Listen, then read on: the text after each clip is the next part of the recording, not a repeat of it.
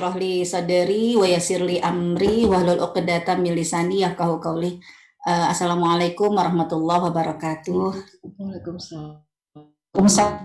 Alhamdulillahirabbil alamin wa bihi nasta'in wa salatu wassalamu ala asyrafil anbiya'i wal mursalin wa ala alihi wa ashabihi ila yaumiddin amma ba'd. Asyhadu an la ilaha illallah wahdahu la syarikalah wa asyhadu anna Muhammadan abduhu wa rasuluhu la nabiyya ba'dah. Allahumma shalli ala Muhammad wa ala ali Muhammad fil alamin innaka Hamidum Majid. Alhamdulillah hari ini kita sudah di ambang pintu menuju bulan Ramadan, dan salah satu dari karakteristik bulan Ramadan adalah syahrus syam, ya bulan puasa. Karena ayat tentang Ramadan, fikih tentang puasa Ramadan dari dulu mah begitu aja. Ya, tidak ada yang berubah. Hanya sekarang yang berubah adalah sejauh mana kita lebih mendalami hikmah dari apa yang sudah kita pelajari dari masa-masa kecil kita. Nah, untuk itu izinkan saya pada kesempatan kali ini kita hanya menjadikan sebuah evaluasi agar saum yang kita lakukan dari sejak kita pertama kali balik itu jangan sampai saumnya itu seperti yang disabdakan oleh Rasulullah, kam min fi'atin, betapa banyak orang yang puasa, falaisa lahu, dia nggak dapat apa-apa illa minal ju' wal atash, kecuali hanya dapat lapar dan haus. Artinya 30 hari dia puasa di bulan Ramadan, jangan sampai dianggap nihil. Nah, inilah yang akan kita akan coba untuk evaluasi, bercermin, jika memang yang dulu-dulu mungkin kita punya banyak kekurangan, kita akan coba sempurnakan agar Ramadan tahun depan, Ramadan yang lebih baik lagi, terutama dalam berpuasanya. Tahun ini saja. Kenapa? Tahun ini ya, puasa tahun ini. Iya, puasa tahun ini. Saya ngomongnya apa tadi ya? Salah ya? Tahun depan, Bu Ustazah. Maksudnya Ramadan besok ya. Iya, ya Ramadan besok. Artinya tahun ini semoga lebih baik lagi. Karena Rasulullah SAW bersabda seperti yang tadi saya sampaikan, kamin so'imin, betapa banyak di orang yang berpuasa, falaisa lahu, nyata dia nggak dapat apa-apa kecuali hanya dapat lapar dan haus.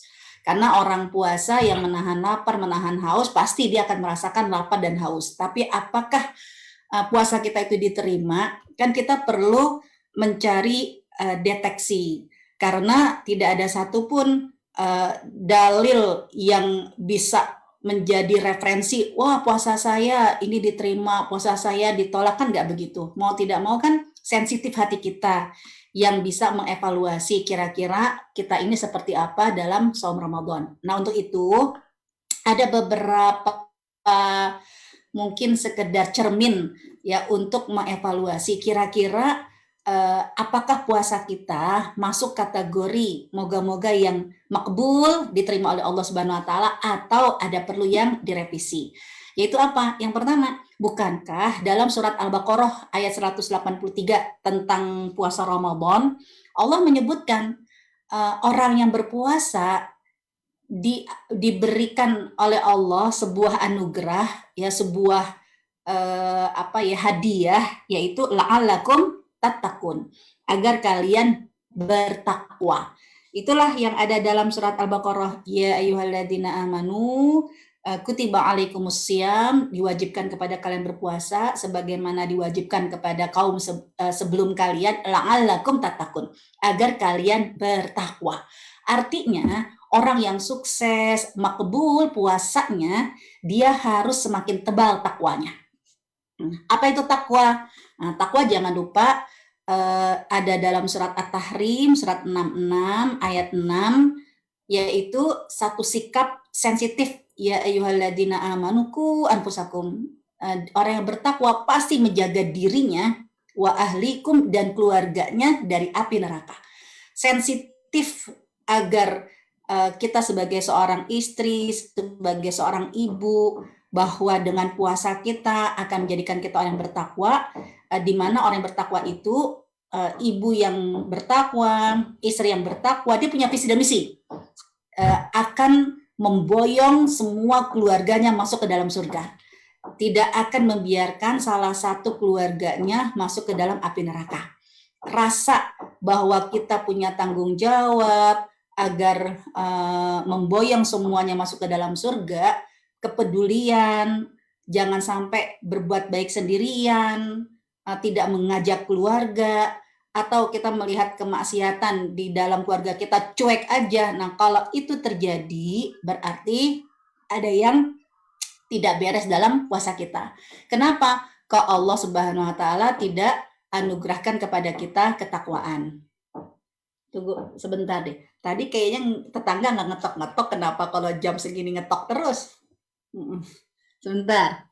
Adek, Umi pinjam itu lagi, earphone lagi. Earphone.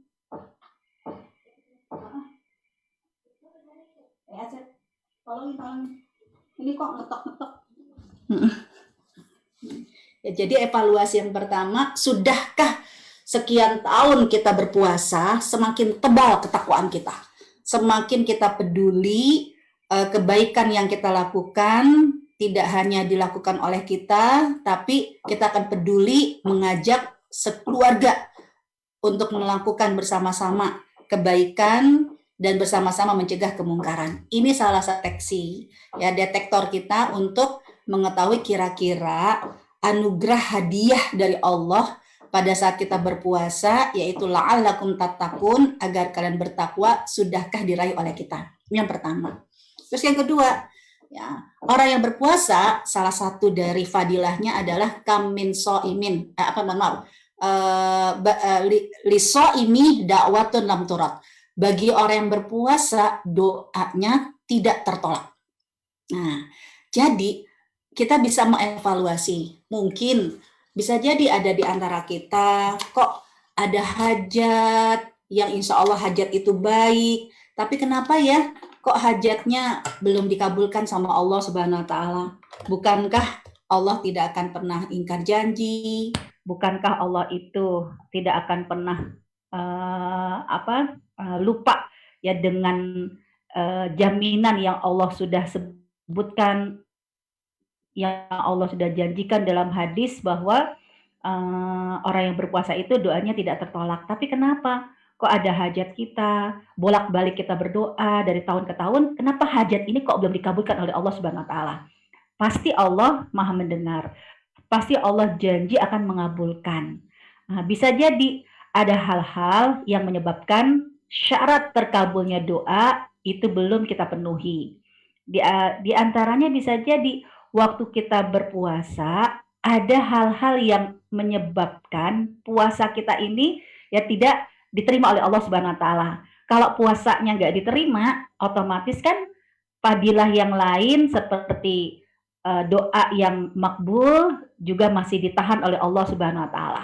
Nah, untuk itu jika masih ada doa hajat kita selama ini masih belum terkabulkan, kita perlu evaluasi.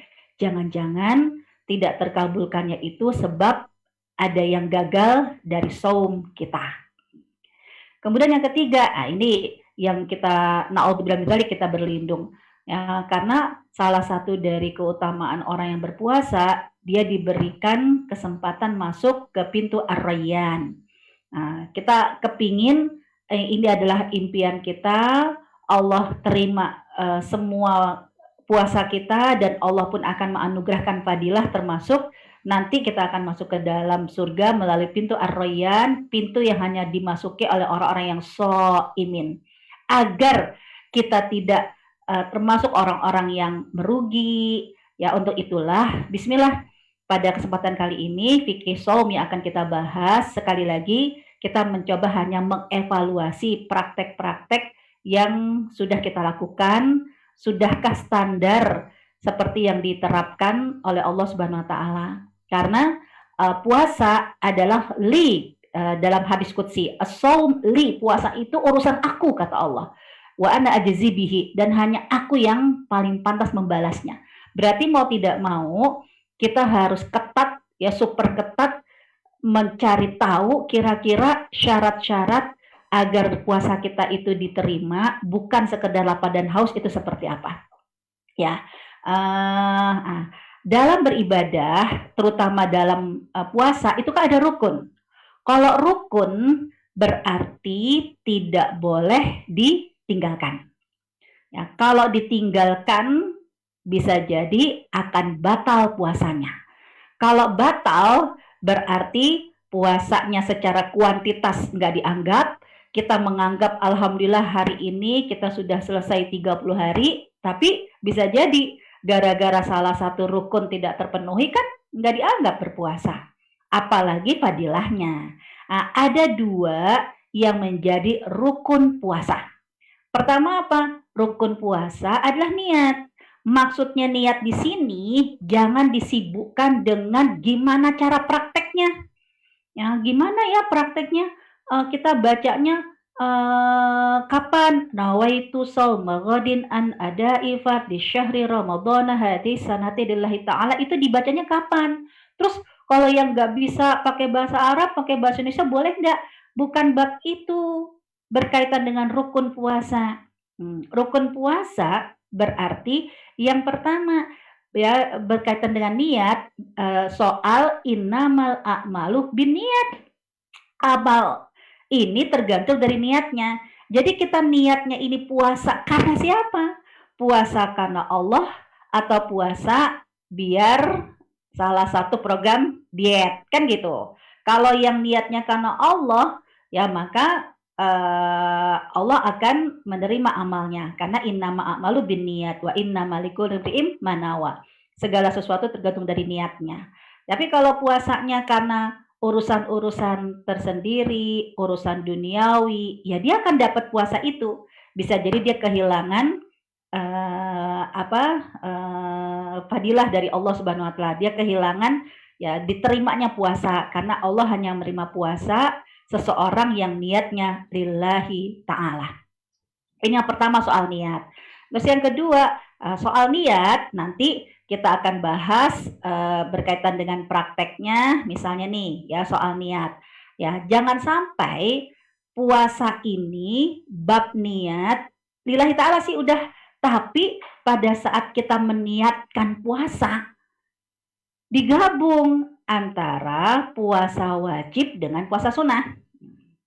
Jadi kayak sistem 2 in 1 ya, sekali dayuh 2 pulau terlampaui. Saya seringkali ditanya tentang hal ini, jujur saya mengambil prinsip yang sangat idealis. Kenapa? Karena masalahnya puasa ini Allah Subhanahu wa taala yang langsung menetapkan diterima atau ditolaknya. Untuk itu, apakah boleh kita berpuasa dengan dua niat qadha ya niat wajib dan membayar sunnah? Saya sering memberikan ilustrasi misalnya dengan sholat. Sholat ada sholat wajib, ada sholat sunnah. Kira-kira kalau di antara kita nih misalnya nanti sholat isya ya 2 rakaat kita kepingin qobliyah, 2 rakaat ba'diyah juga kan bisa jadi langsung dengan sholat isya. Nah kira-kira kalau misalnya ada di antara kita diawali dengan takbir, diakhiri dengan salam, 4 rakaat nih. Nah, terus ditanya, tadi sholat apa? Alhamdulillah saya mah sekalian niat karena buru-buru mungkin mau take off pesawatnya, jadi nggak mau ketinggalan sholat sunnah, tapi harus melakukan ya sholat wajib. Jadinya begitu diawali dengan takbir, diakhiri dengan salam, langsung 2 niat. Niat apa? Niat tadi sholat sunnah sama sekalian niat sholat wajib. Ya tadi sunnah qobliyah sama sholat isya. Sunnah qobliyah subuh sama sekaligus sholat subuh. Ya rata-rata semua orang pasti berpikir ya nggak bisa lah ya karena yang namanya sholat ya satu niat, wajib-wajib, sunnah-sunnah. Kalau kita bisa berpikir idealis terhadap sholat, kenapa kita tidak berhati-hati soal puasa? Ya kalau sholat enak, cuman sebentar. Tapi kalau puasa gagal, itu apa yang kita lakukan dari mulai terbit matahari, ya dari fajar ya, terbit fajar sampai terbenam matahari itu kan gagal. Ya, jadi bagaimana soal niat ini yang perlu kita perhatikan adalah agar satu puasa satu niat. Jangan satu puasa dua niat yang digabung antara wajib dengan sunnah. Kalau mau antara sunnah dengan sunnah ini diperbolehkan. Ya diperbolehkan. Ya misalnya sholat tahiyat masjid sekalian sunnah wudhu sekalian sunnah qobliyah boleh. Tapi kalau antara sunnah dengan wajib ini dua hal yang berbeda. Sampai mazhab Imam Syafi'i sendiri jangankan dua niat. Berimam dengan imam yang satu sholat sunnah, yang satu sholat wajib, itu aja tidak boleh berkaitan dengan mazhab Imam Syafi'i. Ya, sedangkan kalau ya, Imam Hanafi kan diperbolehkan karena niat itu adalah urusan masing-masing.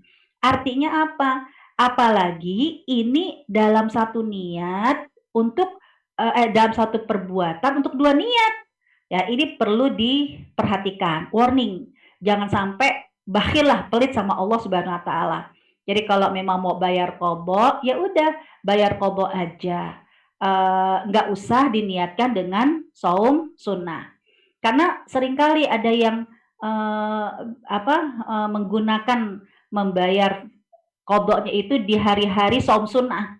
Misalnya Syawal 6 hari atau pas di bulan-bulan biasa Senin Kemis. Itu kan istilahnya kita mengambilnya di hari-hari sunnah. Ini niatnya gimana? Tetap niatnya bayar qadha. Lalu kita berharap kepada Allah agar ya Allah namanya bayar qadha itu nggak mesti Senin Kemis. Yang namanya bayar qadha itu boleh hari Selasa, Rabu. Bahkan juga boleh weekend, Sabtu dan Minggu. Tapi kenapa kok banyak orang-orang yang memilih bayar hutang qadha puasa Senin dan Kamis? Karena ada keistimewaan di hari Senin dan hari Kamis pada saat amal itu dilaporkan kepada Allah, Rasulullah SAW memilih dalam keadaan puasa. Nah kita ketika kepingin bayar qadha, memilih hari Senin dan Kamis bukan akhirnya merusak niat. Tapi memilih hari Senin dan Kamis karena kita menginginkan dapat keutamaan di hari Senin dan hari Kamis diangkat amal kita dalam keadaan berpuasa. Itulah keistimewaan hari Senin dan hari Kamis. Karena yang namanya qadha nggak mesti Senin Kamis, Sabtu Minggu boleh, Selasa Rabu boleh. Cuman kenapa kita nggak pilih hari itu? Karena bisa jadi nggak ada keistimewaannya. Satu. Terus yang kedua juga nggak bareng-bareng. Kan kalau Senin Kamis kan bisa bareng-bareng puasanya. Jadi laparnya bareng-bareng, hausnya bareng-bareng. Jadi nahannya juga bareng-bareng, nggak ada yang tergoda. Nah disitulah strategi kita memilih Senin dan Kamis, strategi kita memilih hari-hari puasa jangan sampai merusak rukun puasa yaitu bab niat. Karena niat berarti lillahi ta'ala, yang kedua niat untuk puasa apa kita lakukan. Puasa wajibkah atau puasa sunnahkah? Nah ini yang pertama. Terus yang kedua, ya hal yang perlu dipelajari dari rukun puasa yang nggak boleh ditinggalkan nih. Yang nggak boleh tinggalkan yaitu bab menahan diri dari yang membatalkan puasa mulai terbit fajar sampai terbenam matahari. Ini kan definisi puasa. Ya, definisi puasa kan seperti itu. Apa itu definisi puasa? Menahan diri dari segala yang membatalkan puasa. Dari kapan? Dari mulai terbit fajar sampai terbenam matahari. Ini dalilnya disebut oleh Allah secara langsung dalam surat Al-Baqarah ayat 187.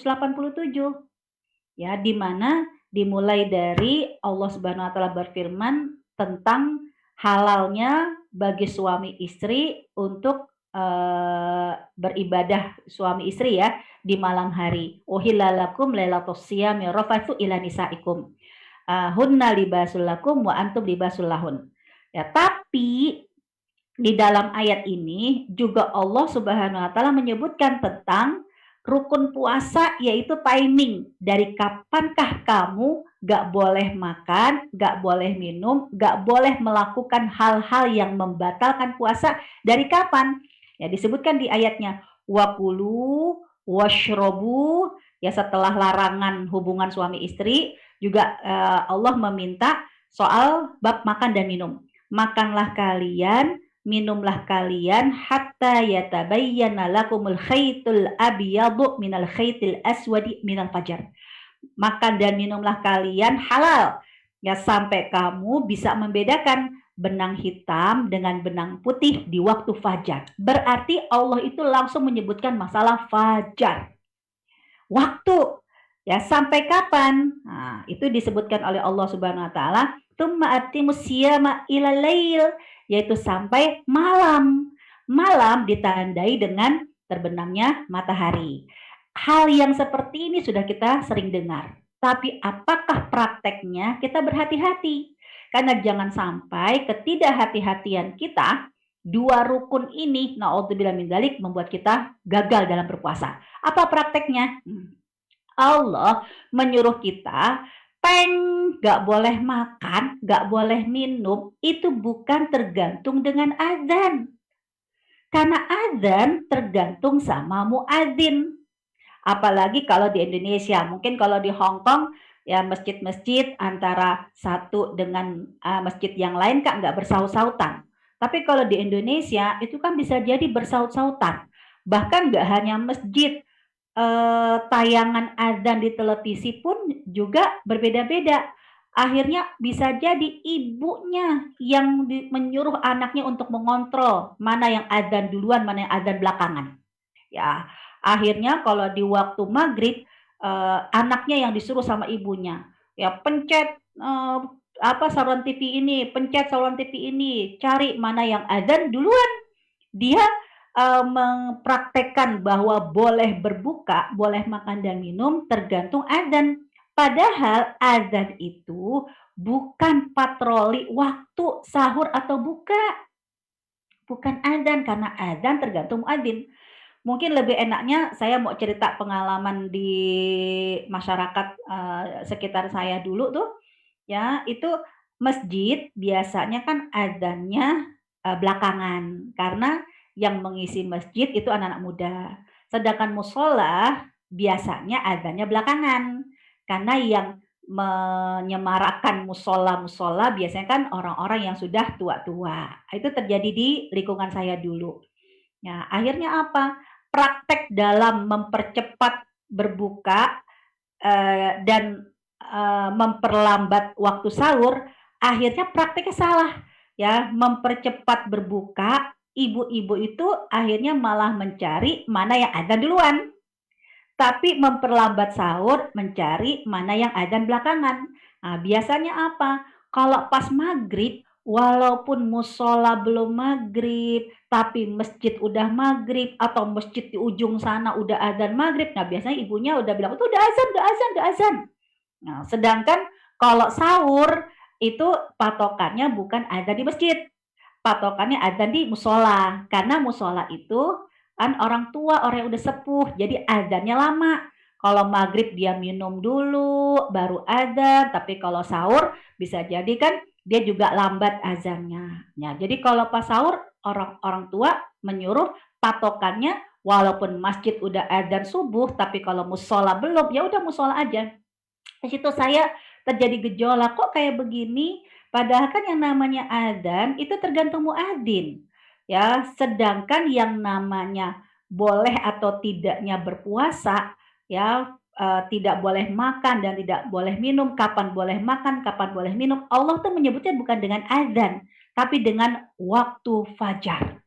Nah, untuk itu apa? Kita lihat yang namanya waktu fajar, misalnya nih, kalau subuh misalnya, anggaplah ya jam 4.30 subuh. Coba kalau ada yang makan dan minum jam 4.31, jam 4.32, sah atau batal? Subuh jam 4.30. Batal, Bu. Batal. 1 menit aja bahaya. Itu berarti sudah mencuri star. Sedangkan bisa jadi ya yang di masjid belum adzan, yang di musola belum adzan. Banyak yang dulu saya coba sharing, jangan patokannya adzan karena adzan itu tergantung muadzin. Yang kita harus lihat adalah waktu. Bukankah di setiap tahun semua perusahaan ini kan menerbitkan jadwal imsakiyah, itu kan ada waktu subuh, waktu maghrib, itu kan jelas-jelas tertulis, kenapa itu nggak dipakai? Kan harusnya kita melihatnya itu bukan muadzinnya, tapi kita lihat kalau jam 4.30 sudah waktunya ternyata belum adzan di masjid kita, ya udah jangan dijadikan patokan adzan itu, tetap patokannya adalah waktu. Apa komentar ibu-ibu? Ya yang salah mah yang adzan. Kenapa adzannya nggak komitmen? Kita coba ngingetin seperti itu, tapi biasalah ibu-ibu ya pandai sekali menyalahkan orang lain. Yang malah yang disalahkan yang adzan. Yang salah itu yang adzan. Kenapa adzannya nggak komitmen? Udah, saya coba komunikasikan kepada muadzin. Kalau bisa adzan itu ya tepat waktu. Ternyata muadzin juga pertama tergantung jam yang ada di masjid.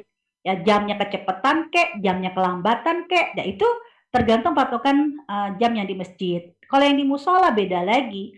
Ya kalau para orang-orang tua yang udah sepuh itu ya lihat dong Neng, sebelum 10 menit sebelum subuh Bapak tuh udah ngasih tahu dengan pembacaan tarhim ya 10 menit sebelum subuh. Tandanya kalau udah baca tarhim sedikit lagi 10 menit lagi berarti mau subuh. Ya udah, ya setelah pembacaan tarhim itu kan yang namanya habis sahur, mau sholat subuh, mau azan, orang tua yang udah sepuh kan biasanya lebih perhatian soal penampilan dan kebersihan. Dia wudhu, dia pakai baju koko, dia pakai peci, dia pakai selendang, menuju dari kamar mandi ke speaker, itu kan perlu waktu. Jadi ada kalanya nggak cukup sampai 10 menit, sesampainya Bapak di masjid, ya udah begitu waktunya jam 4.32 ke jam 4.33, ya nyampenya jam segitu ya Bapak azan. Terus saya bilang, terus gimana Pak kalau ternyata ibu-ibu semua menyalahkan Bapak, jadi dianggap yang nanggung dosa ya Bapak yang di musola ini karena azannya kok belakangan. Apa kata si Bapak muadzin ini? Perhatikan yang Bapak bilang waktu muadzin ya jadi waktu azan itu kan bukan nggak boleh makan, nggak boleh minum. Ya, nggak boleh makan, nggak boleh minum itu udah Bapak ingatkan waktu imsak telah tiba. 10 menit lagi nih, waktu imsak telah tiba. Tapi begitu azan subuh, Bapak ngomongnya apa? As-sholatu khairum minan naum. Sholat itu lebih baik dari tidur. Jangan sampai akhirnya jadi tidur. Makanya hayya 'alas sholat. Disuruh untuk sholat. Jadi jangan nyalahin yang muadzin. Yang disalahkan adalah ibu kalian. Kenapa nggak hati-hati?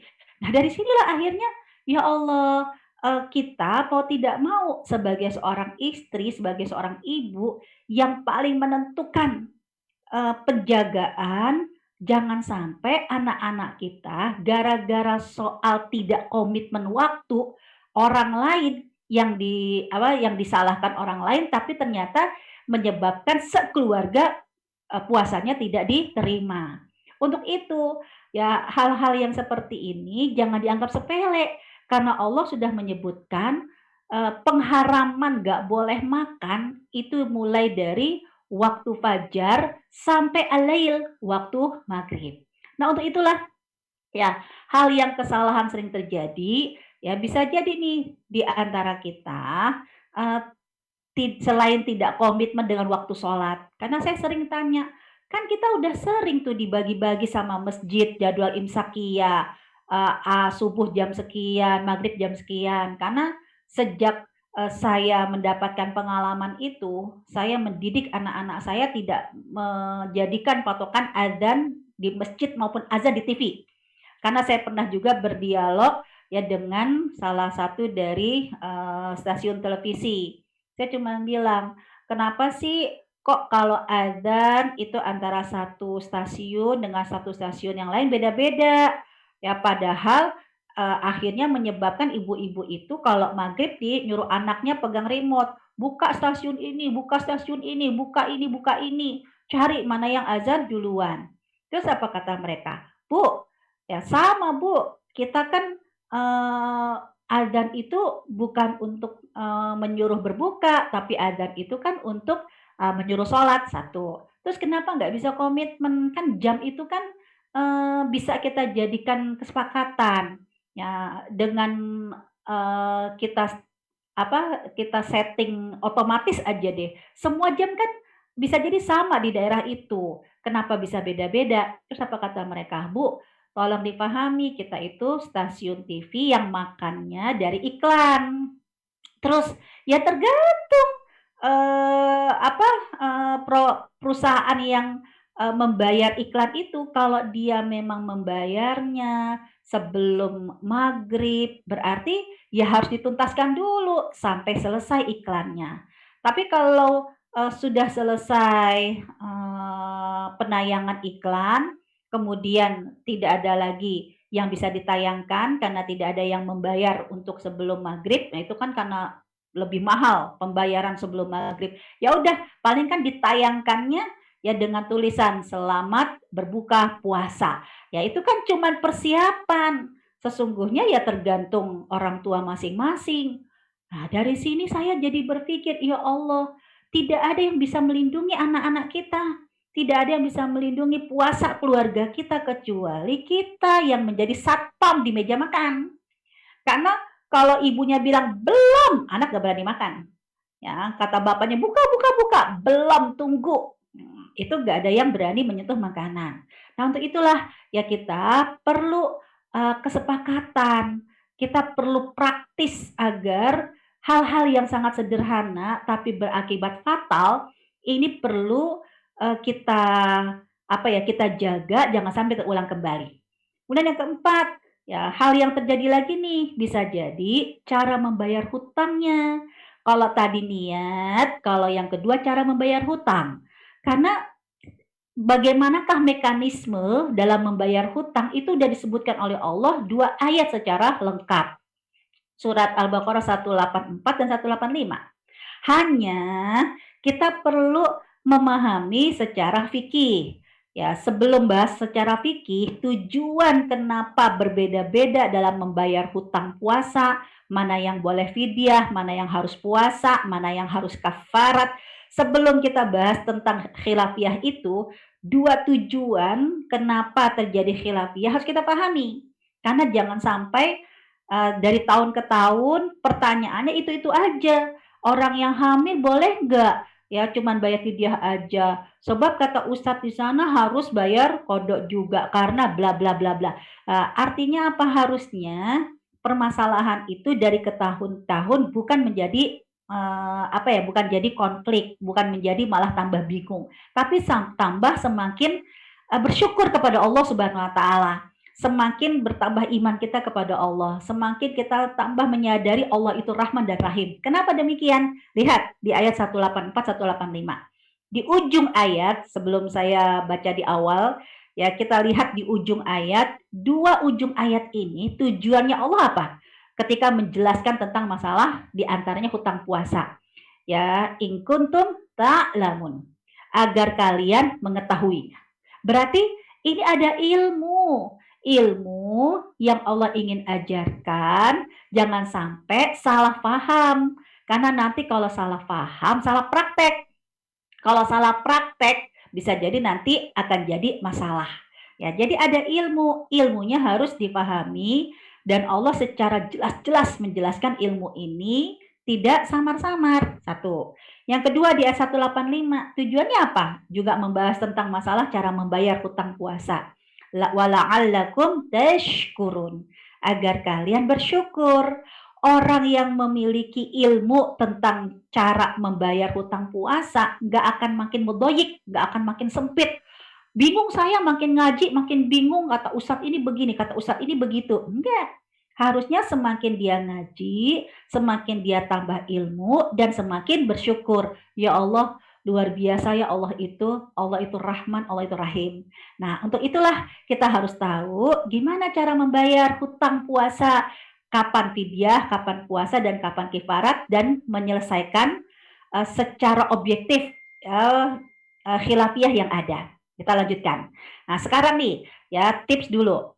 Tipsnya, tips agar soal niat dan soal apa tadi masalah waktu ya, dua dulu, soal niat dan soal waktu tidak terulang lagi, menjadikan bab puasa kita tertolak. Apa yang harus kita lakukan? Pertama, ya jadwal imsakiyah tolong difungsikan benar-benar untuk memperhatikan waktu subuh dan waktu maghrib tiap hari. Bukan untuk melingkari udah berapa hari kita puasa, kapan saatnya kita bikin kue lebaran, atau kalau yang mau pulang kampung, ya kapan saatnya pulang kampung. Tidak. Tapi jadwal imsakiyah setiap hari lihat jam berapa hari ini subuh, jam berapa hari ini maghrib. Karena biasanya pergantian semenit-semenit itu antara 2, 3, 4 hari. Jadi semenit ini jangan dianggap remeh. Terus yang kedua, ya ini dulu nih, sekarang udah nggak kepake lagi 103. Jadi cocokkan jam dengan peredaran matahari. Kalau dulu kan Telkom 103 langsung tuh mesin berbunyi ya, jam sekian, pukul sekian. Nah, kalau sekarang gunakan jam yang memang disepakati. Apa itu disepakati? Yang disetting secara otomatis. Kenapa demikian? Karena jam ini teknologi. Kalau berkaitan dengan teknologi yang tidak ada kepastian mana yang paling benar, mau tidak mau kita gunakan usul fikih. Yaitu apa? Cari teknologi atau kesepakatan jam yang berdasarkan kesepakatan bersama. Sebab kalau dalam ilmu usul fikih, jika satu masalah berdasarkan kesepakatan bersama, nggak ada dosa kalau salah. Kalau benar dapat pahala 2, kalau salah dapat pahala 1.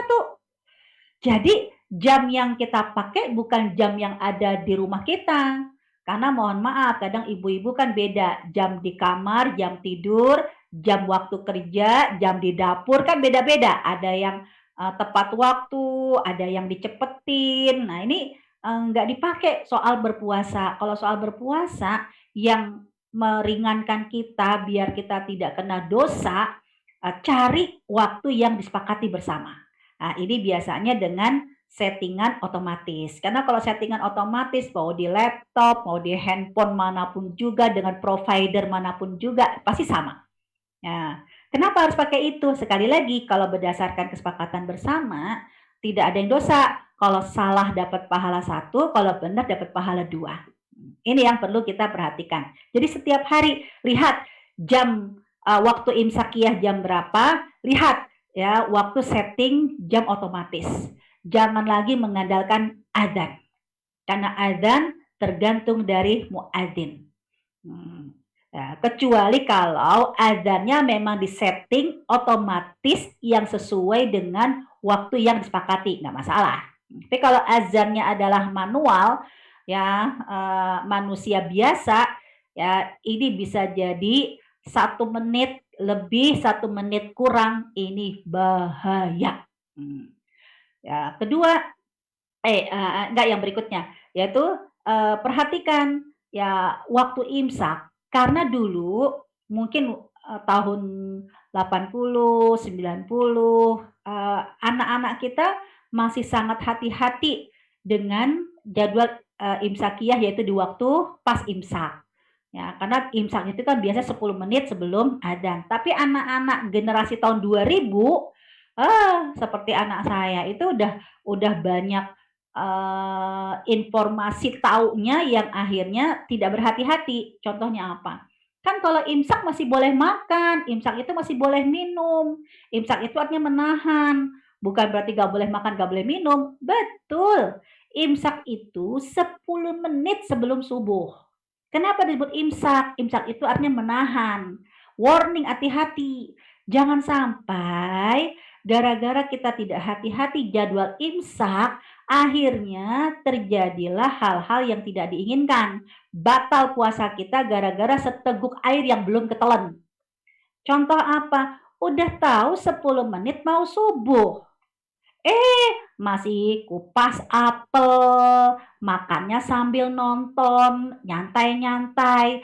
Begitu tinggal mau ditelen, udah Allahu Akbar, Allahu Akbar. Kan bisa jadi, mami, mama, ini gimana nih telen? Rasul aja dulu pernah kok ada kasus kayak gitu, telen. Rasulullah Shallallahu Alaihi Wasallam menyuruh sahabat itu telen. Kenapa? Karena mereka tidak tahu sudah akan masuk waktu subuh. Lah kita teknologi udah canggih, lampu terang benderang. Udah gitu emang ketahuan 10 menit lagi mau subuh. Kamu tidak hati-hati, nelen padahal sudah jam 4.31. Ya kalau 4.30 kan masih boleh. Jam 4.31 berarti udah batal puasanya. Kamin soimin, betapa banyak kamu berpuasa gak dapat apa-apa kecuali lapar dan haus. Tibang semenit doang. Perhatikan kalau kompetisi lomba lari, apa kata juri, kalian hanya boleh lari kalau sudah ditiup peluit setelah hitungan ketiga. 1, 2, 3, prit. Ada salah satu peserta 1, 2, 3 belum ditiupkan prit, paling tinggal prit doang, cuma berapa detik dia udah lari sampai di garis final lebih dahulu. Kira-kira dia dianggap gak sebagai pemenang atau tereliminasi? Pasti dia dianggap tereliminasi karena mencuri waktu. Jadi perhatikan, jangan main-main. Gak ada lagi, Ustazah, udah di dalam mulut kan dulu Rasulullah pernah boleh tolong ya, jangan dibuang mubazir. Rasul itu cuma sekali kejadiannya dan tidak berulang-ulang. Karena sejak saat itu para sahabat menggantung benang hitam dan putih agar mereka tidak kejebak dengan waktu subuh yang sudah tiba tanpa mereka sadari. Nah, sedangkan kita semuanya sudah diberikan kemudahan. Nah, udah tahu kesiangan, 10 menit lagi mau subuh, pakai ngerebus air, minum susu dulu, ya makan dulu, ya nggak keburu untuk mengunyah sampai akhirnya tertelan tepat di waktu sahur. Nah, ini tolong diperhatikan. Nah, sedangkan untuk hal-hal yang membatalkan puasa, ayatnya sudah dijelaskan oleh Allah Subhanahu wa taala. Ya, kita melihat ayatnya dulu.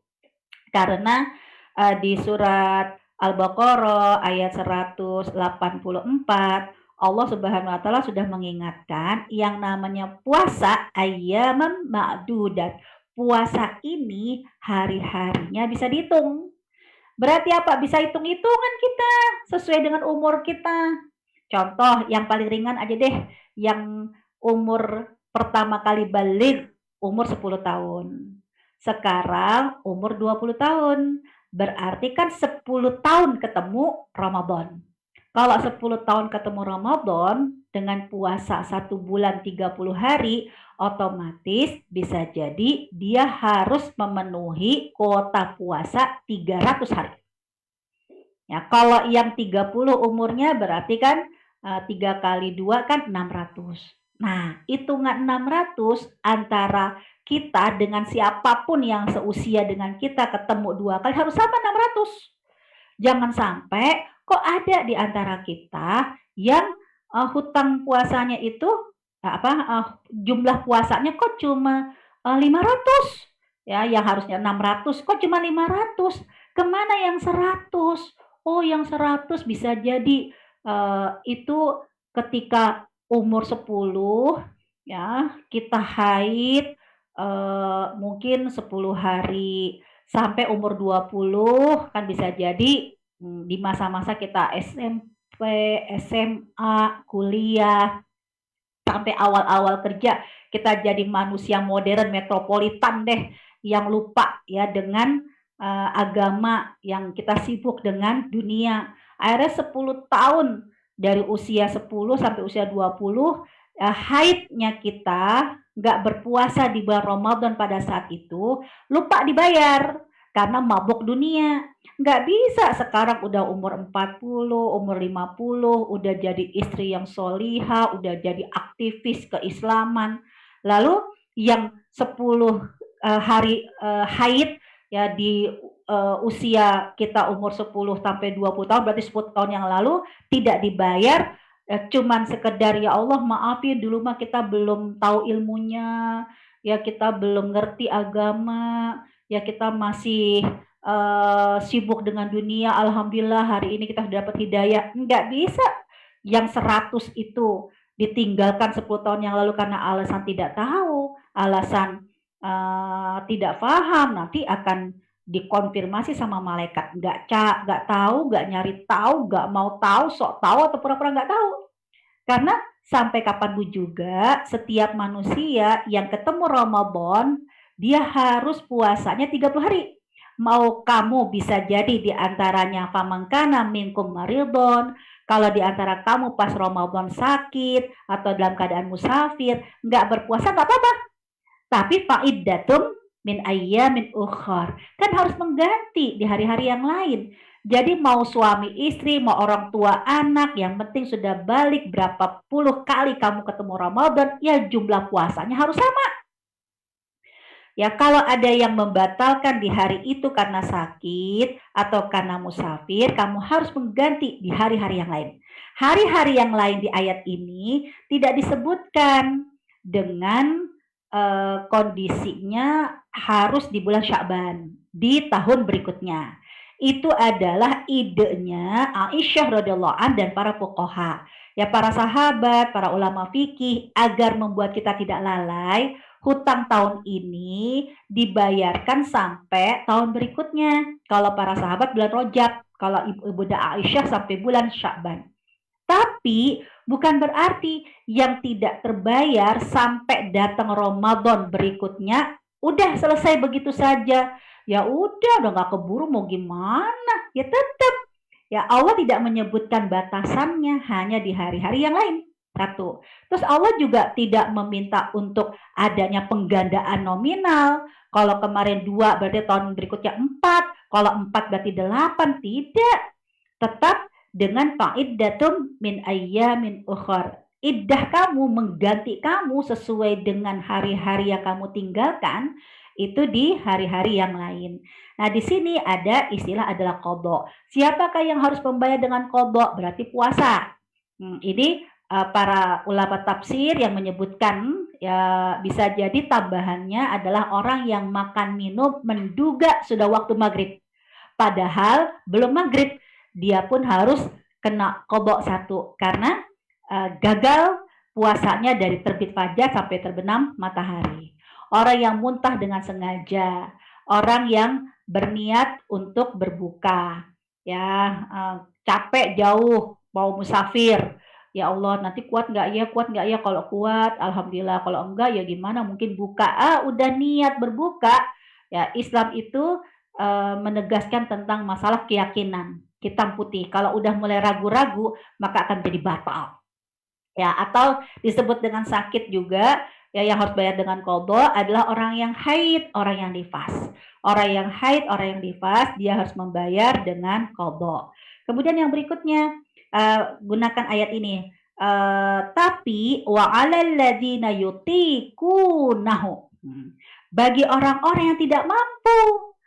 Allah hanya menyebutkan tidak mampu. Nah, tidak mampu inilah para ulama fikih menyebutkan bisa jadi. Menurut Ibnu Abbas, yang tidak mampu nih ada orang yang hamil, orang yang menyusui, orang tua yang sudah lemah. Ini mazhabnya Ibnu Abbas. Tapi kalau Ibnu Umar penafsirannya yang tidak mampu ini adalah orang tua yang sudah tua renta. Itu yang dianggap tidak mampu. Dan dia harus membayarnya dengan apa? Nah, lihat Allah menyebutkan ya, yang orang yang hamil, menyusui dan orang tua lemah. Ya Allah menyebutkan itu 3 opsi. Pertama, wa 'alal ladzina yutiqunahu fidyatun ta'amu miskin. Membayar fidyah aja kafafah udah cukup. Tapi ada di antara ibu-ibu hamil, ibu-ibu menyusui ya yang menginginkan aduh aku nggak bayar pakai fidyah doang ah, ya tapi kan saya kepingin nambah dengan puasa, jadi fidyah plus puasa. Jawaban Allah apa? Faman tatawwa'a khairan. Siapa yang ingin melakukan lebih dari itu, maka jawaban Allah fahuwa khair. Ya, khair, nggak apa-apa, bagus. Atau ya ada yang memilih aku nggak bayar fidyah ah, aku cuman mengambil yang puasa aja. Jawaban Allah apa? Wa antasumu, kalau kamu memilih untuk berpuasa, jawaban Allah khair. Baik, itulah ilmu yang Allah ajarkan agar kita bersyukur. Orang yang hamil, orang yang menyusui, dikasih 3 pilihan. Karena Allah yang paling tahu kondisi wanita hamil dan wanita yang menyusui tersebut. Bukan karena faktor suaminya. Misalnya suaminya pelit, gak mau aku bayarin fidyah. Ya 30 hari bayar fidyah berapa? Sedangkan teman-temanku banyak tuh yang hamil pada puasa juga, kamu gak boleh manja. Nah, istrinya yang lagi menyusuin, ah teman-temanku banyak tuh yang nyusuin di kantor tetap puasa. Kenapa kamu gak kerja di kantor, cuma di rumah aja malah gak puasa? Ya mau bayar pakai fidyah, udah bayar pakai puasa aja. Padahal bisa jadi tahun ini hamil, tahun depan menyusui. Ya syukur-syukur kalau cuma 2 tahun 2 kali Ramadan. Nah kalau tahun depannya hamil lagi, tahun depannya menyusui lagi. Itu pun kalau menyusui bukan setahun, kalau menyusui 2 tahun, dan itu sangat bergantung ya dengan makan ibunya seorang ibu. Karena kan bisa jadi ada seorang ibu yang kalau nggak makan, kalau nggak minum kering air susunya. Tapi kalau dia makan langsung banyak, produksinya tergantung input yang dia makan. Jadi semua tidak tergantung orang lain. Allah yang meminta untuk memilih wanita itu sendiri. Yang wa 'alal ladzina yutikunahu, yang memang merasa tidak sanggup, dia boleh membayar dengan fidyah atau fidyah plus puasa atau puasa saja khair. Nah, sekarang ya ada lagi nih di kasus di dalam hadis Nabi, ada yang nggak cukup dengan bayar qadha, tapi harus bayar dengan kafarat. Apa itu bayar kafarat? Kafarat itu berarti membayarnya dengan puasa 2 bulan berturut-turut atau memberi makan 60 orang miskin. Siapa kasusnya? Para suami istri yang melakukan hubungan di waktu yang diharamkan. Dari terbit fajar sampai terbenam matahari. Saya nggak mau lagi nerjemahinnya siang hari. Ya, jadi berhubungan di siang hari. Karena saya pernah ada 2 pertanyaan, anak-anak pengantin baru lah. Ustazah, saya kan pengantin baru. Istilahnya mencari keberkahan Ramadan. Jadi nikahnya di bulan Ramadan. Ya udah, honeymoon lah ke luar kota atau honeymoon lah kemana yang meninggalkan kotanya. Lalu kan namanya musafir, boleh kan nggak berpuasa? Ya namanya musafir boleh. Apalagi kan ini bukan untuk hal-hal yang maksiat. Ini kan untuk ketahanan keluarga suami istri. Silahkan nggak puasa tapi mengganti di hari-hari yang berikutnya karena musafirnya. Ya apalagi melintasi daerah, melintasi negara, silakan. Nah, terus kalau memang begitu Ustazah, kan kita lagi nggak berpuasa nih, karena lagi musafir 3 hari. Berarti halal nggak kita melakukan hubungan di siang hari? Ya haram. Ya puasanya kamu di dispensasi nggak berpuasa dibayar dengan qadha nggak masalah karena kamu musafir. Tapi melakukan hubungan di waktu yang diharamkan di siang hari itu harus membayar dengan kafarat. Kenapa? Karena surat Al-Baqarah 187 Allah menyebutkan pengharamannya ini bukan kepada orang yang berpuasa saja, tapi pengharamannya adalah menghormati waktu Ramadan. Halal di malam hari, di siang hari itu nggak boleh. Jadi harus bayar kafarat. Kalau udah terlanjur gimana? Ya bayar kafarat. Siapa yang bayar? Yang bayar ya tentukan, karena kalau kita kayak begini nih, sesama perempuan bisa jadi yang bayar suami karena suami penanggung jawab. Coba kalau pengajiannya suami istri, kira-kira suami-suami mau nggak disuruh membayar kafarat itu karena perlakuan mereka berdua lalu suami yang menanggung bayar kafarat. Kan nggak mau ya orang istrinya yang menggoda, kalau istrinya nggak menggoda juga suami nggak tergoda. Siapakah yang bayar kafarat? Bukan suami istri. Yang bayar kafarat adalah pelaku. Sekarang tinggal tentukan antara suami istri siapa yang jadi pelaku, siapa yang jadi korban. Nggak mungkin dua-duanya korban.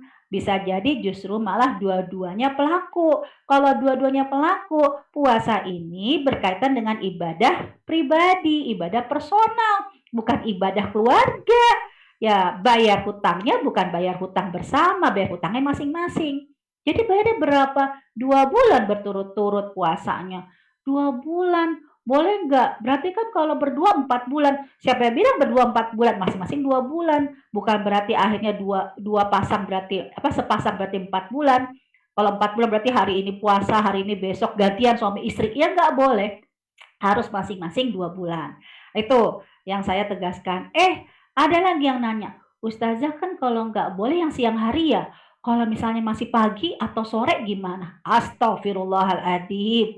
Saya ganti deh nggak siang hari. Haram dari mulai terbit fajar sampai terbenam matahari. Dari waktu subuh sampai waktu maghrib.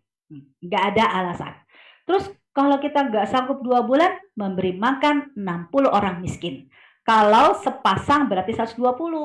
Gimana cara membayarnya? Fidyah dengan kafarat itu kan sama memberi makan.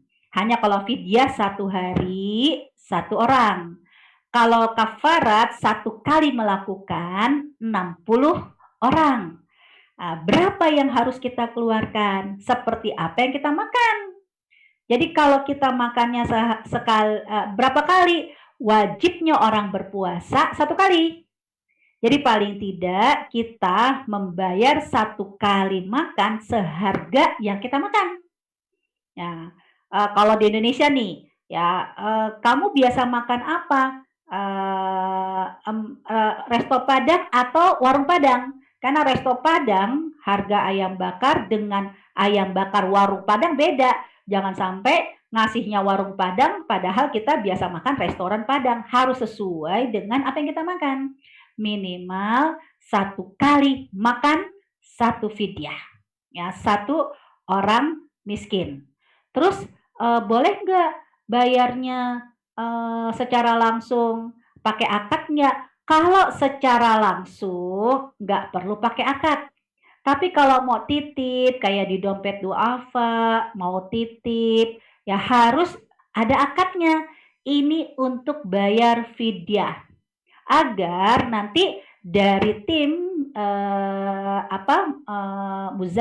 tim amil zakat ya dompet duafa lah misalnya, itu dia yang akan memilah-milih mengatur dana. Kalau untuk zakat, untuk sedekah, ini kan semua ada pos-posnya sendiri. Tapi kalau fidyah berarti kan untuk memberi makan orang miskin. Kalau memang mau dititip ke amil zakat, harus ada akadnya. Tapi kalau sendiri, nggak perlu akad. Yang penting, kamu harus memastikan jumlah orang yang makan kalau dia bayar kafarat. Kalau disebutkan 60, berarti 1 kali harus 60 orang. Jangan sampai ada 1 jatah makan dimakan oleh 2 jatah makan dimakan oleh 1 orang. Berarti nanti nominalnya jadi 59. Beda kalau fidyah karena hamil, menyusui, 1 orang dapat 10 fidyah nggak masalah. Tapi kalau kafarat 1 kali perbuatan bersenggama di waktu yang diharamkan 60 orang miskin.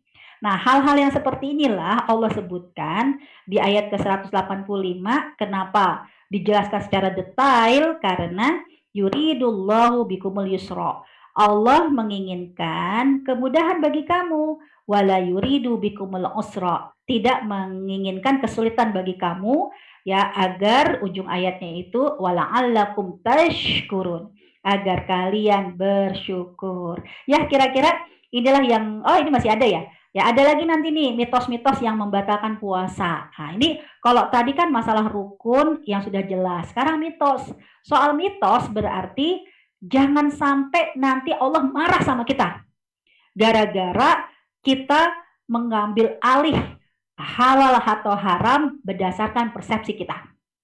Contoh, ya seorang ibu, saya pernah mengadakan pesantren kilat ya buat anak-anak. Itu ketika saya kasih kertas, mereka saya suruh tulis apa yang membatalkan puasa. Ya Allah, banyak banget ya. Sikat gigi batal, buka kulkas batal, mandi keramas siang-siang batal, berendam di bak batal, semuanya batal, batal, batal. Sampai buka kulkas pun batal. Iya, tidur di ubin juga batal. Saya tanya, ini siapa yang bilang buka kulkas batal, mandi siang-siang keramas batal, kumur-kumur batal? Anak-anak itu bilang siapa? Mamanya, mama. Ya Allah, pantesan setiap tahun anak-anak itu paling takut sama Ramadan. Karena hal-hal yang sifatnya menguatkan mereka untuk bertahan sampai maghrib itu semuanya diharamkan. Buka kulkas diharamkan, mandi diharamkan, berendam diharamkan. Nah, untuk itu perhatikan mitos-mitos yang membatalkan puasa. Nah, ini pernah terjadi dalam hukum fikih itu ada yang namanya hukum sunnah, ada yang namanya makruh, ada yang namanya haram dalam hal apapun juga. Ya, misalnya apa? Sikat gigi, kumur-kumur. Dia secara hukum fikih awalnya adalah sunnah. Ya, al-mutmabah, kumur-kumur, sikat gigi itu hukumnya sunnah-sunnah aja. Jangan sampai saya sampai anak saya sampai sekarang nih udah kelas 12 sampai inget eh, apa hal yang tidak membuat dia nyaman ketika bulan Ramadan. Yaitu apa? Umi pulang dari sekolah. Umi, aku nggak mau masuk surga. Tek hati saya. Anak saya TK pulang dari sekolah TK Islam kok langsung bilang Ramadan tuh. Aku nggak mau masuk surga. Saya bilang, kenapa kok Mbak nggak mau masuk surga? Aku nggak tahan nih bau surga. Kenapa bau surga? Iya Mi, mulut ibu guruku bau banget. Terus aku bilang, Bu Guru mulutnya bau. Namanya anak TK ya. Apa kata Bu Guru? Orang puasa ini baunya yaitu bau almisk, ya bau salah satu dari minyak wangi Kasturi. yang ada di surga. Kasturi. Itu, aku nggak mau Mi, aku mabuk di surga. Astagfirullahalazim. Ya ini ada yang nggak beres di dalam mencontohkannya. Ya, karena anak saya juga akhirnya kan, sana kamu mau sekolah sikat gigi, nggak boleh nih sikat gigi katanya nanti bau surga. Tapi aku mabok, siapa bilang sikat gigi itu nggak boleh? Itu ada 3 hukum. Pertama kan membersihkan, itu hukumnya sunnah-sunnah aja. Mau pakai odol kek, nggak pakai odol kek, mau pakai siwak kek, itu hukumnya sunnah-sunnah aja. Tapi hati-hati bisa makruh. Kalau apa? Kalau berlebihan. Contohnya berlebihan apa? Odolnya banyak, mau nggak mau kan airnya banyak.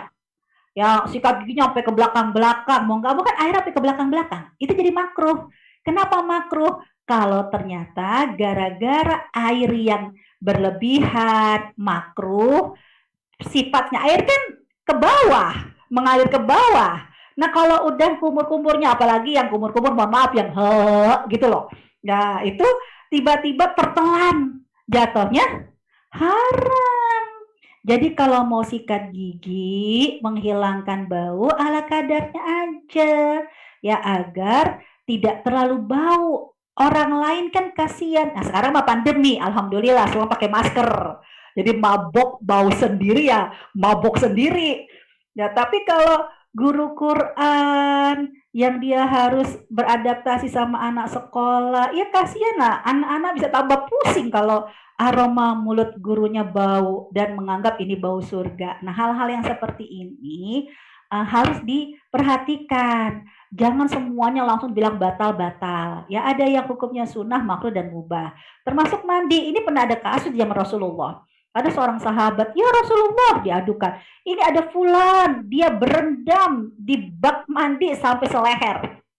Rasulullah menyuruh panggilkan sahabat itu. Ketika dipanggil, Rasul bertanya, ada apa? Ya Rasulullah, tidak tahan aku menunggu maghrib, jangan sampai membuat aku goyah, kecuali aku mencari kekuatan dengan berendam sampai seleher. Rasul diam aja. Apa artinya diam? Dilarang tidak, diperintahkan juga tidak. Ada tipe orang-orang yang butuh itu. Ya dia pakai es, ya ditaruh-taruh di leher. Kan kadang begitu. Aduh, biar adem. Ya biarin. Kadang itu sebenarnya sih nggak ngilangin aus juga, cuman kan sugesti. Ya, biarin aja. Anak bisa jadikan cuman bolak-balik buka kulkas nyari ademnya. Ya jangan langsung, gak boleh buka kulkas, haram. Nanti batal puasanya, gak boleh begitu. Mandi juga, mandi keramas boleh nggak? Boleh, yang penting hati-hati jangan sampai tertelan. Nah, disinilah donor darah ya, infus segala macam. Kalau memang kategorinya infus itu kategori sakit, ya batalkanlah karena sakit. Tapi kalau ini kan cuman imunisasi, disuntik karena mengambil donor darah, Rasulullah pernah berbekam ya, dan dia tidak membatalkan puasanya. Artinya selama bukan dari mulut, ya dari rongga mulut yang sampai ke tenggorokan, itu tidak membatalkan puasa. Seperti juga pakai pelega pernafasan. Nah, dari hidung ini kan tidak masuk dari mulut ya. Itu yang membatalkan itu ketika memang kategori nutrisi yang masuknya dari mulut ya, untuk menjadi kalori makan dan minum ke dalam tubuh. Ya, inilah hal-hal yang bisa saya lakukan berkaitan dengan masalah fikih shaum. Wallahu a'lam bishawab. Saya lupa ngirim ke Mbak Liva ya materinya. Nanti aja Bu, nggak apa nanti nyusul Iya aja. ya. Oke, jazakillah khair Ibu atas sharingnya. Baik, untuk mempersingkat waktu kita mulai dengan tanya jawab. Silakan, ada yang mau bertanya?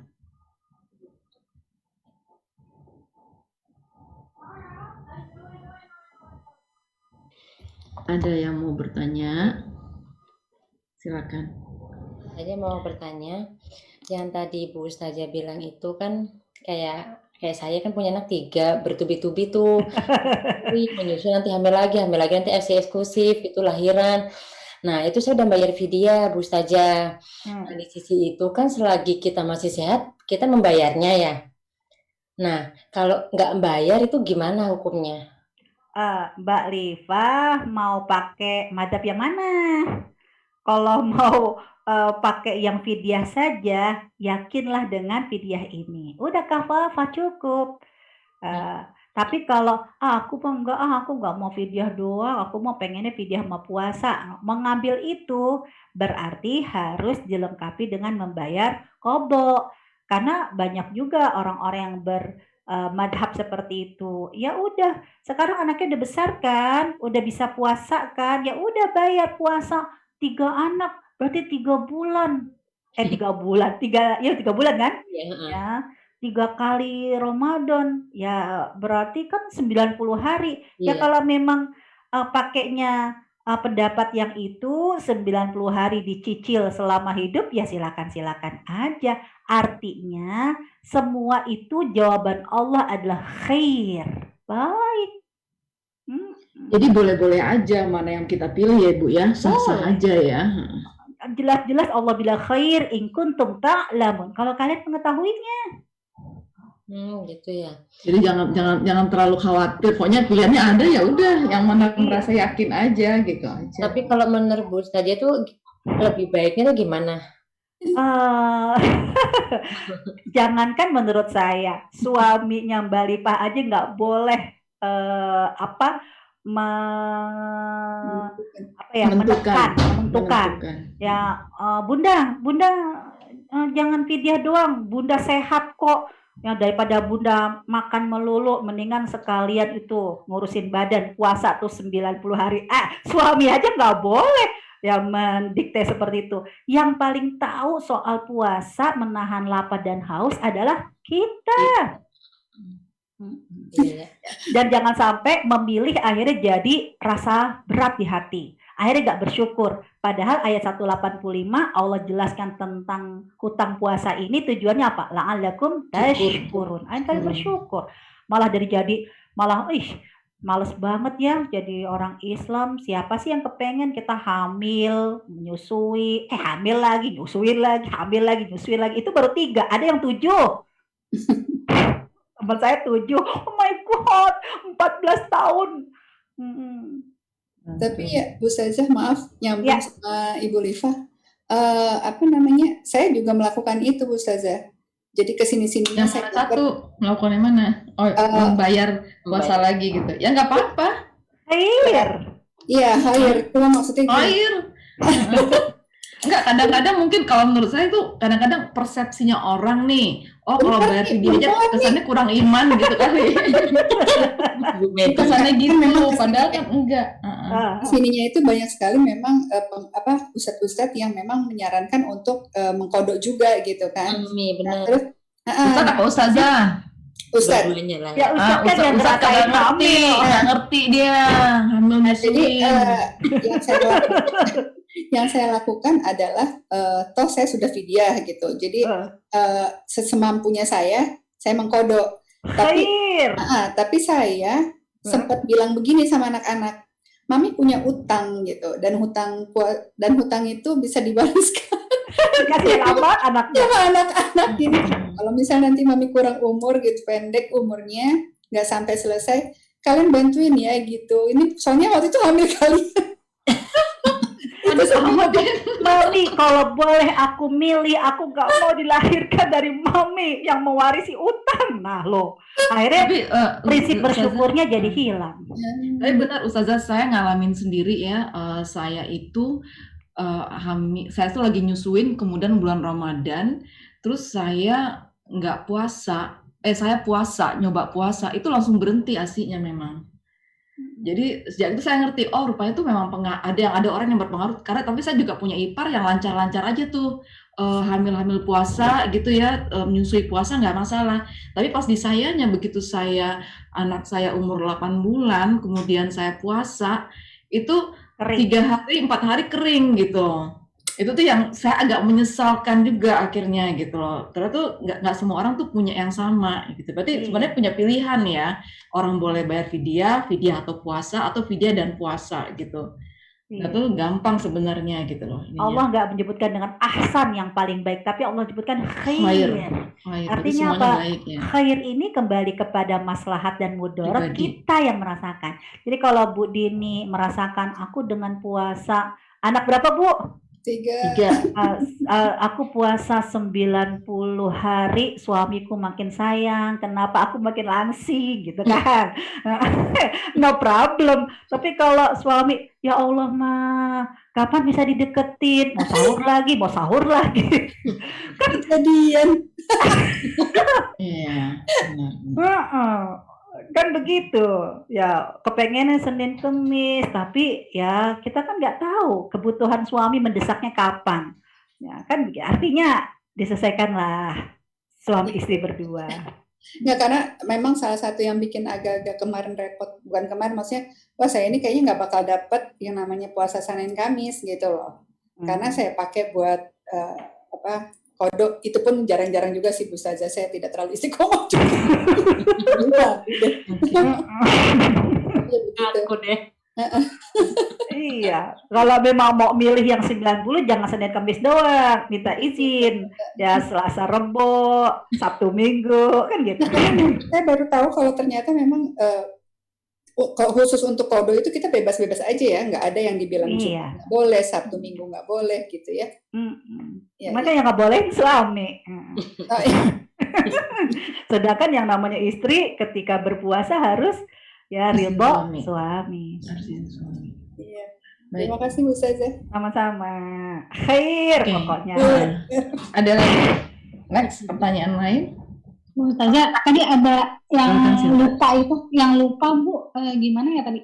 Kan saya tuh kalau misalnya puasa Ramadan dulu sih, kalau misalnya 7 hari nih, terus pas bulan Syawal misalnya nggak Syawal dulu udah gitu, Nah, saya tuh nyicil misalnya Senin Kamis, terus tiba-tiba lupa gitu. Nah, ragu sih, lebih ke ragu. Nah, itu gimana ya tadi, Bu Ustazah, kalau yang lupa, yang dulu lupa, kita nggak tahu berapa hari, itu gimana? Masalahnya ayam ma'dudat, hari itu bisa dihitung. Nah, kalau disebut dengan hitung nih, Allah itu hasib, Allah maha berhitung.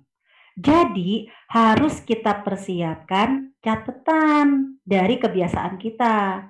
Contoh misalnya kita biasa haid berapa hari, itu dilingkari. Jadi harus ada perhitungan yang tepat. Ya, suami saya tuh punya 3 perempuan di sini yang sengaja tanggalan itu di dalam kamar saya, suami istri. Jadi bapaknya pun tahu anaknya itu haid berapa hari, istrinya haid berapa hari, ya hutangnya berapa hari, itu perlu dikuatkan bersama-sama. Jadi saran saya kita harus mulai teliti soal hitungan, karena ayam ma'dudat, ya soal iddah, soal hitungan itu Allah hasib.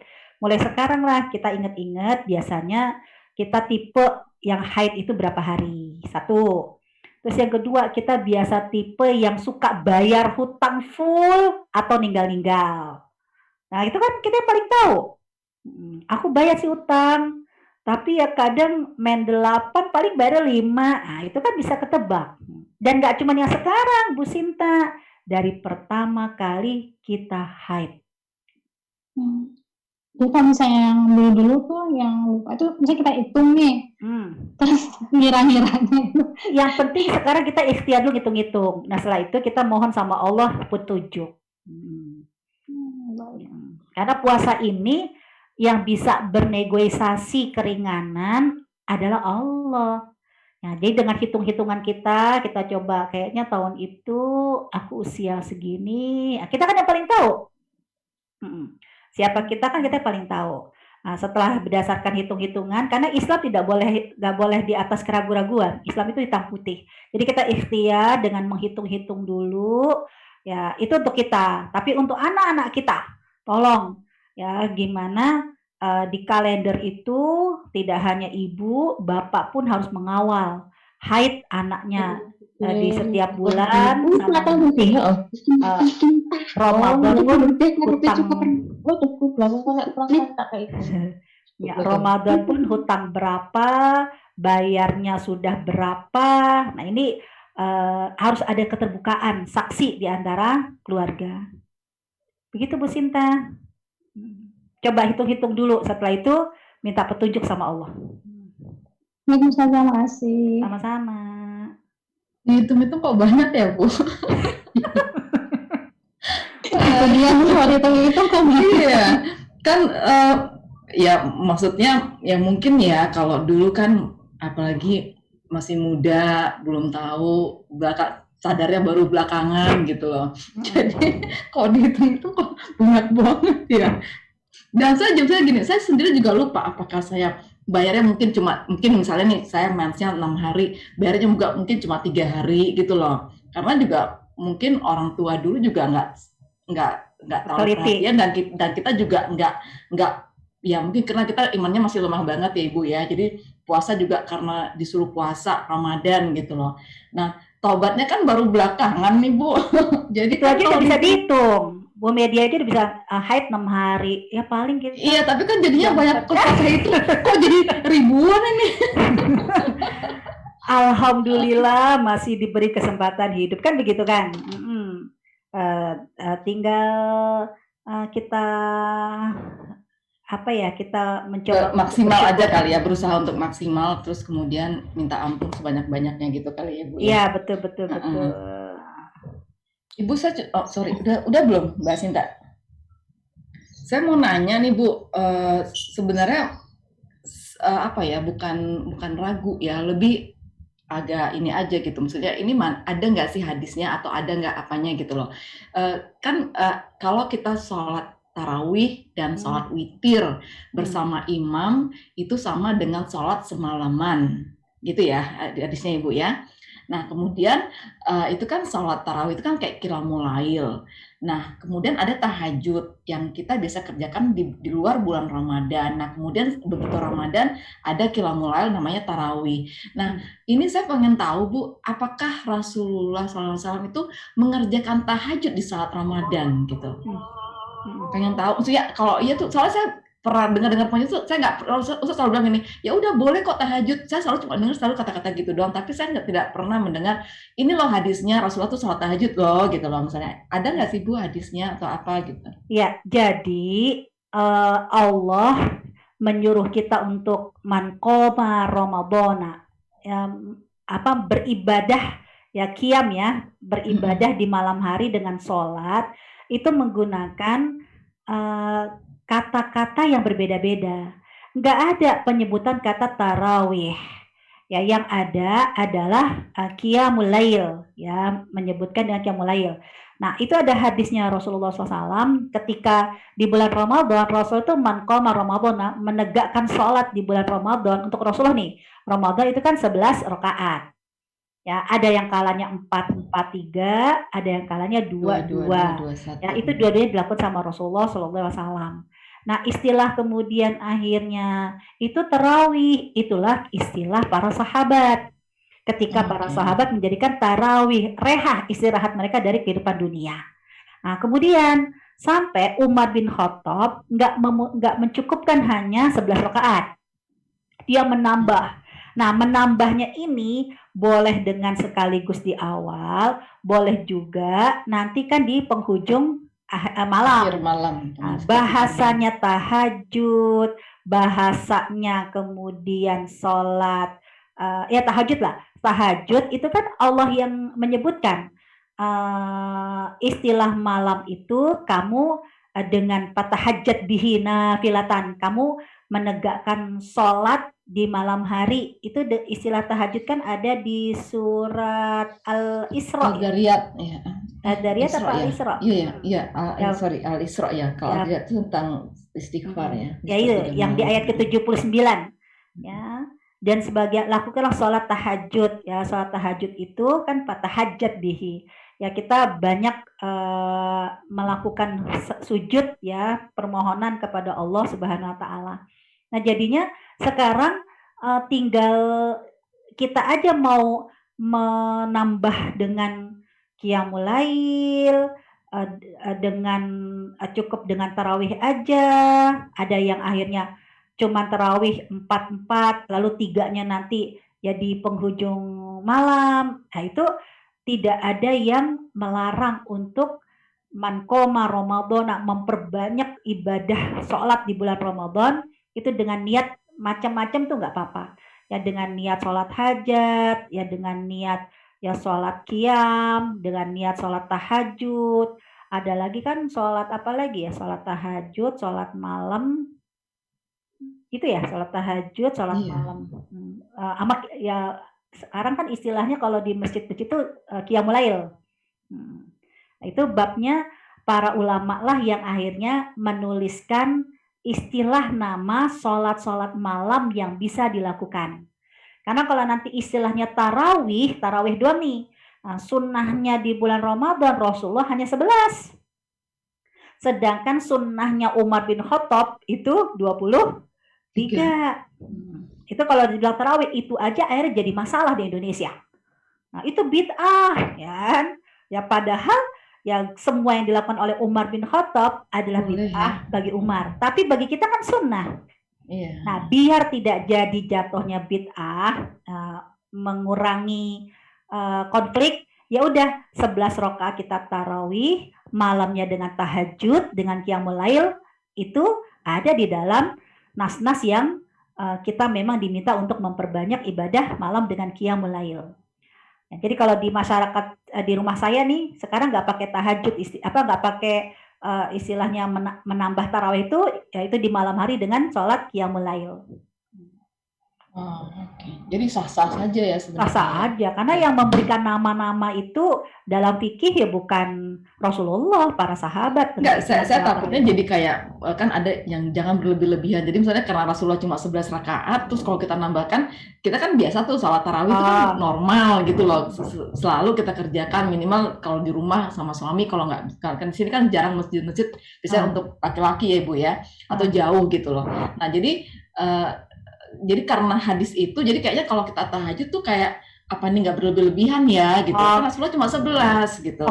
Kalau berlebihan sih enggak, karena apa kata Rasulullah? Kalau sekiranya tidak memberatkan umatku, bukan karena aku tidak mau sholat ya lebih dari itu kan karena jadi awalnya lebih ke itu situ ininya, ya karena lisannya. awalnya semua pada ngikutin, Rasul takut dianggap sebuah kewajiban. Kewajiban. Makanya untuk Rasul membatasi hanya di situ. 11, oke. 11. Ngerti sekarang. Oke.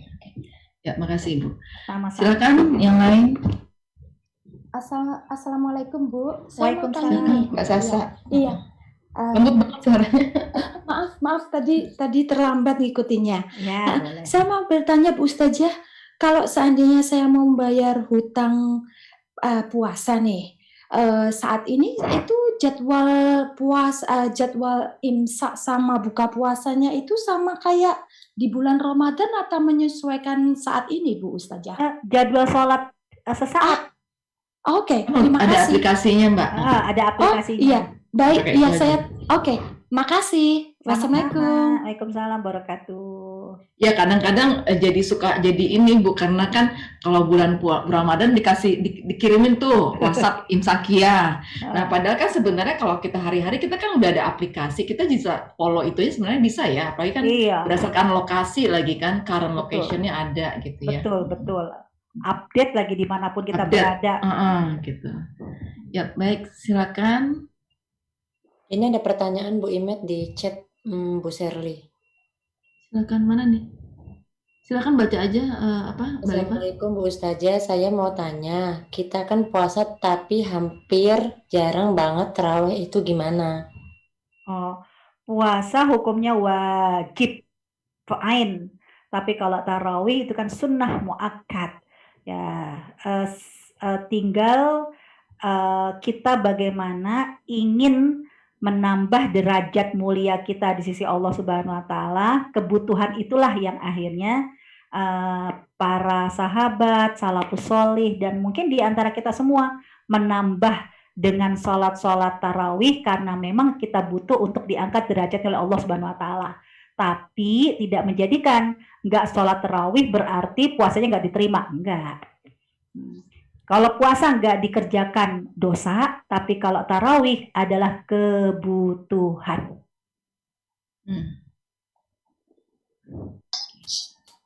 Terima kasih Bu Ustadz.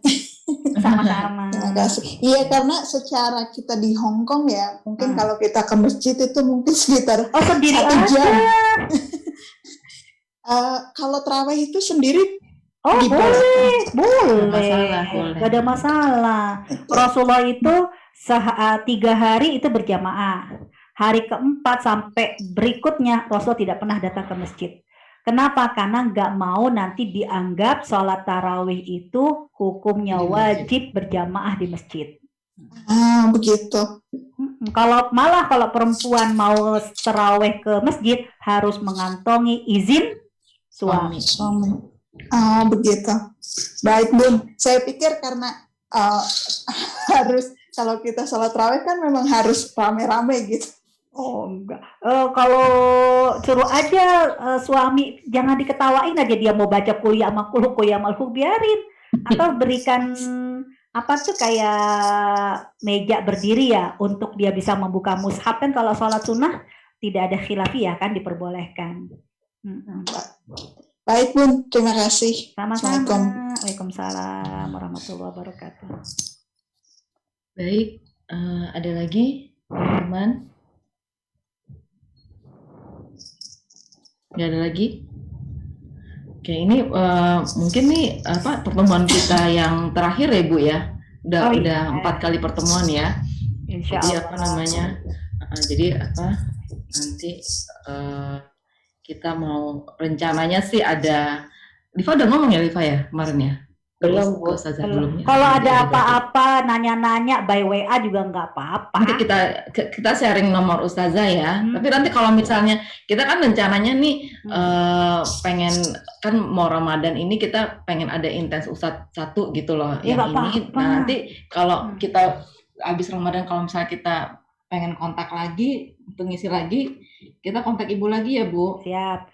Yang Nah, penting jadikan ilmu ini seperti lautan. Kenapa lautan? Air laut itu kalau dipakai buat minum nggak pernah menghilangkan dahaga. Tetap semakin haus, semakin haus, semakin haus.